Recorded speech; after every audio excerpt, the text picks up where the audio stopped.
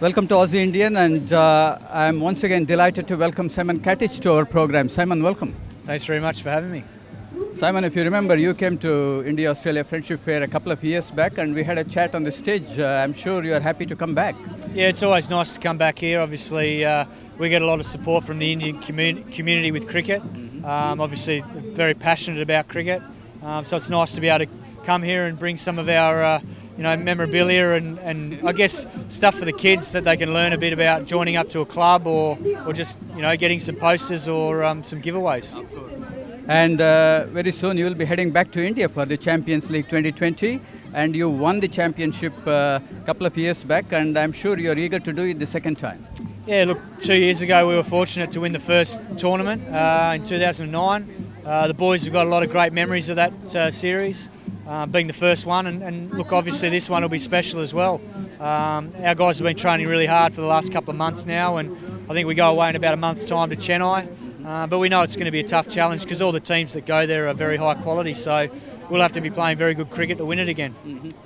And of course, you have already made your comments on the selection process. We were all very disappointed to see how you can be left out from the team. But at the same time, are you happy with the selection of the Australian cricket team, which is now currently touring Sri Lanka with those new spinners, Nathan Lyon and others who are, given that especially in Sri Lanka you encounter spinning tracks? Yeah, look, it's obviously, I was disappointed at the time.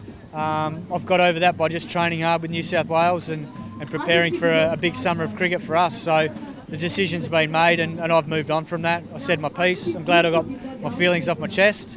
And look, it is great to see the young guys getting opportunities, but at the same time, you want to make sure that when they do get their opportunities, they've got a chance to grab them and they're ready for it. So, time will tell whether they grab them or not. That's the nature of playing Test cricket. It's not always easy. So, we'll see what happens in Sri Lanka soon. Well, you must be witnessing this series between India and England, and of course, England has now become the #1 Test-playing nation. And when you played against them at the Ashes here, was the writing on the wall that they're going to end up as #1 team? Oh, look, I think they thoroughly deserve to be #1. I think in the last couple of years, I guess probably starting from when they won the Ashes in 2009 against us in England, that was probably where they started to climb up the rankings. And, they've got a very settled team. They've got a very, experienced team now. A lot of guys have played, 50-plus tests. They've got a very high-class attack, world-class batting lineup, and obviously a very good spinner in Graham Swan. So they're a well-balanced team. They're very well led, got a very good coach. So they're heading in the right direction, and they're #1 for a reason. They've thoroughly deserved it. Well, India is touring Australia this summer. Coming in another few months' time, they will be here playing both Test and One-Dayers. Are you looking forward to Australia getting on top again? What are the chances of Australia winning that series against India, you think? Oh, look, it'll be a tough series because last time India were out here in 2008, it was a very tough series with a lot of close tests. And obviously India will be hurting after losing to England in England. So they generally enjoy playing here in Australia. They'll have a lot of support. Obviously there's a lot of Indian people here. And a lot of their batsmen love batting in our conditions. So not only that, but obviously their spinners as well, bowling on some of our wickets. So I think it'll be a tough series. Our guys will be keen to make amends for, dropping in the rankings. So I'm sure that our guys will be hungry as well. You have seen the Indian team over the years, their aging stars who are supposed to be one of the best batting lineup in the world. Who do you think will be the pick of the bowlers here when they come to Australia? Look, I think Ishant Sharma's done very well in England recently, and I think last time he came here he was still very inexperienced, but now with a couple of years of international cricket under his belt, I think he's going to be one to watch for India. Obviously, we're going to have a few new faces in our lineup as well, so I think it'll be an exciting series, but I still think a few of the older players in that Indian team, guys like Sehwag and Dravid and Tendulkar and Laxman, will be very difficult opponents. If I ask you to pick one batsman to perform well here, who would that be from the Indian side? I'll be putting my money on VVS. He always loves playing against Australia. That's right. Every time he walked into the park, he came up with a century here. He loves it. And I think Sehwag's another one that enjoys batting over here. So, look, I think it'll be a tough series. And what about Usman Khawaja, where Do you think that he will make a good opening batsman for Australia? Yeah, look, he's a natural top order batsman. Whether he actually opens or whether he bats at 3 or 4 or wherever they decide to pick him. Look, he's a very good player. I've played a lot of cricket with him for New South Wales and also for Randwick Petersham. We had the same club, and he's a very good young player. He's certainly cut out for Test cricket. He's got the temperament and technique, so it'd be great to see him getting out there playing for Australia. You have always played very well on Indian wickets and in the subcontinent. This Champions League 2020, do you think that New South Wales has the team to win it this time? Oh, look, we're probably going to miss a few players because there's a few of our guys that will be contracted to IPL teams. I think Doug Bollinger at Chennai and possibly Brett Lee at Kolkata and Brad Haddon at Kolkata. So we're going to lose some quality players, but we hope that our depth's going to be strong enough to cover those guys. We've still got some very talented players. I think we'll get Shane Watson back in the mix. He's arguably one of the best players in the world at the moment, particularly in 2020. Dave Warner. So we've still got a lot of very talented players. But the key for us is going to be having everyone in form at the right time and having 11 guys playing well as a team. What do you think is the future of 2020? Because they are saying that 2020 is not really the conventional cricket. Do you see bright future for 2020 format of the game? I think it's got a place in the game, but I just hope that it doesn't overtake Test cricket in the fact that, or it hurts Test cricket because a lot of players will want to play 2020 because of the money factor. I hope it's important that the best players in the world are playing Test cricket so that remains really strong. But the way things are going at the moment, it just the worry is there's going to be so much 2020 cricket because of the money involved that it'll start to impact on the schedule, which will impact on players being available through injury or through the choice of wanting to make more money playing 2020. Simon, apart from making your services available to New South Wales, what do you contemplate as your future? Yeah, it's a good question because obviously I was at the crossroads a few months ago not knowing where things were at, but I also knew deep down that I still had plenty of cricket left in me, and I've been training hard in preparation for this season. I'm really looking forward to it.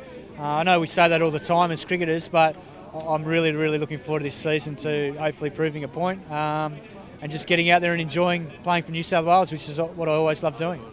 Well, I can tell you, many of our viewers, the whole cricketing fans will miss you playing for Australia, and we wish you very good luck in anything you want to do in future. Thanks very much. Thanks for talking to us. Pleasure. Thanks very much. Yeah, no worries.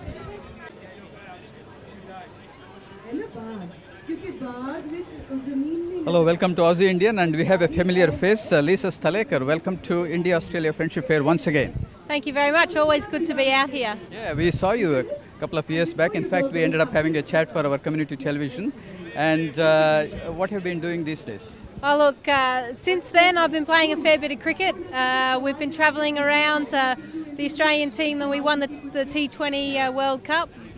Just recently back from England where we didn't necessarily bring the silverware home, but we played some good cricket, and we're just building up for our domestic competition with the Lend-Lease Breakers.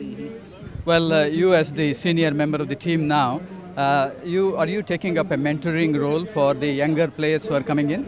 Yeah, look, there are plenty of younger players within the side, so I'm feeling very old, but hopefully I'm trying to teach them a few tricks of the trade, and it's wonderful to see those young girls develop. Do you think at the end of the day you will bring Australia back to its original place, number one team in the world? Yeah, look, I think we've got a lot of young, talented girls. For instance, Sarah Coit has done really well recently.